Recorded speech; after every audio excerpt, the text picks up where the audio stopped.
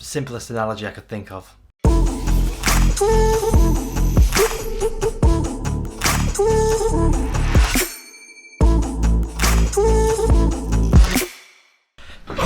What's going on everyone, Luke Michael James here and welcome back to another video. So good to have you, thanks for stopping by. I'm going to talk to you today about photography basics and exposure, how to get the perfect photograph. Now there's a lot to this, so I'm going to break it down into the three essential parts: shutter speed, aperture and ISO. Now these three things have to work together in order to get the best photo possible, not just in terms of how much light comes in the camera, but also to make the picture how you see it in your head. It's hard to sort of explain as a blanket sort of statement, so let's break it down into those three things. Number one, shutter speed.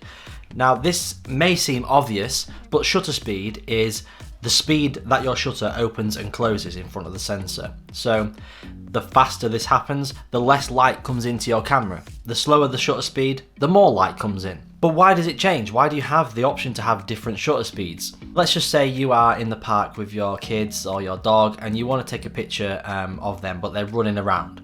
If you take a picture with a shutter speed that is not high enough, you will get blur. There'll be motion blur and it won't be a clear picture of your kids or your dog. So you'll need to crank up that shutter speed in order to capture that and freeze it in time. The higher the shutter speed, the crisper that is going to be able to capture the photograph when things are moving fast. Sometimes you want the total opposite effect. If, for example, you're taking a picture of a waterfall, and if you take that when it's got a really fast shutter speed, you'll get one type of image.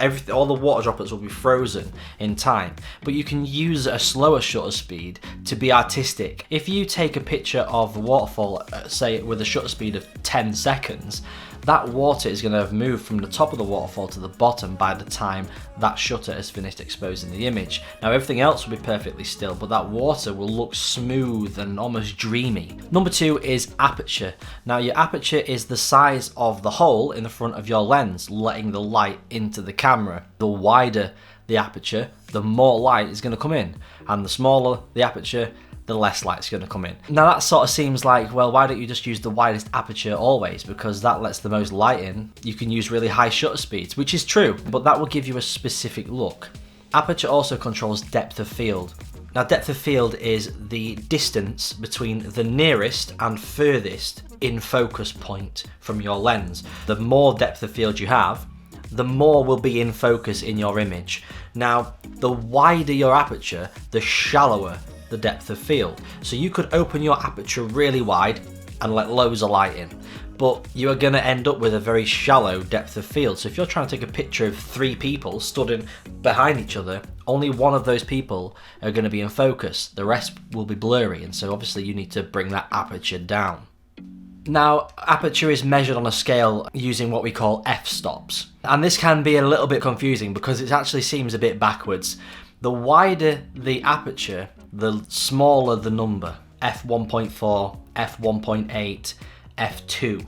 Those are very wide apertures. Whereas you may have also seen something like f11, f16, f22. These are all very, very small apertures. So that can be a bit confusing because obviously you would have thought the bigger the number, the bigger the hole, but it's the opposite way around. The smaller the number, the wider the aperture.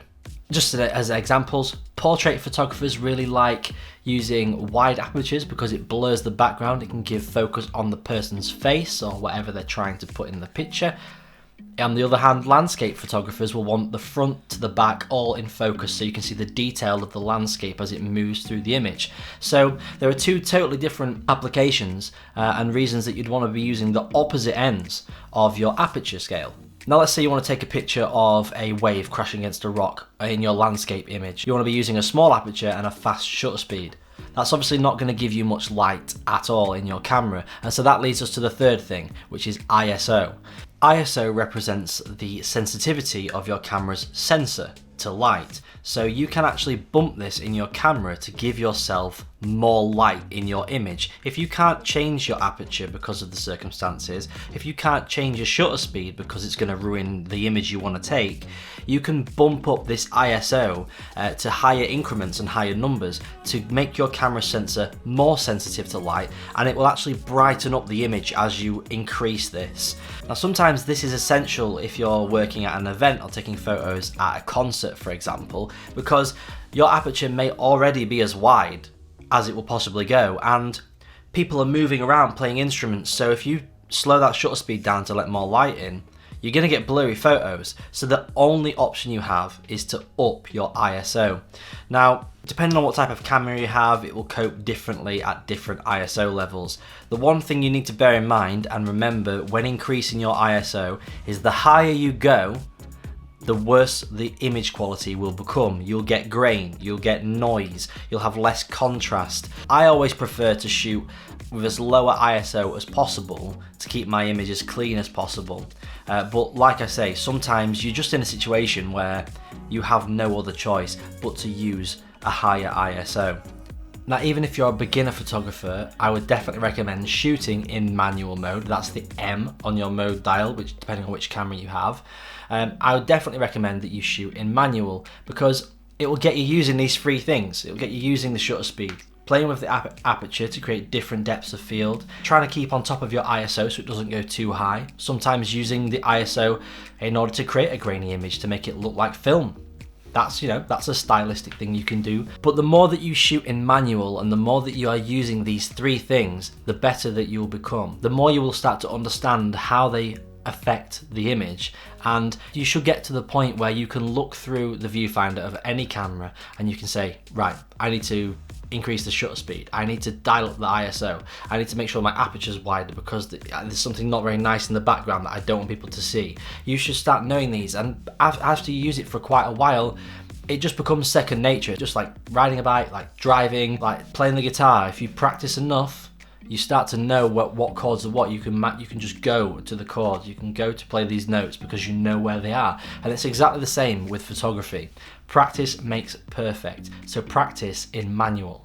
So this will be the first in a series that I'm going to put together of beginner photography tutorials. I sort of realised that I'm aiming my content at an audience that is so wide, and I'm talking about all this equipment that I'm using and assuming that everybody knows what I'm talking about, and that actually isn't the case. Some people that have been watching this channel maybe don't even know anything about photography. Some of the people just know me. I want to make sure that you guys are enjoying the content and it's helpful to you in some way. So that's it for this video, guys. I hope you found it helpful. Please get out there and start shooting as much as possible in manual mode, because you will be so glad you did once you start to really understand the aperture, the ISO and the shutter speed.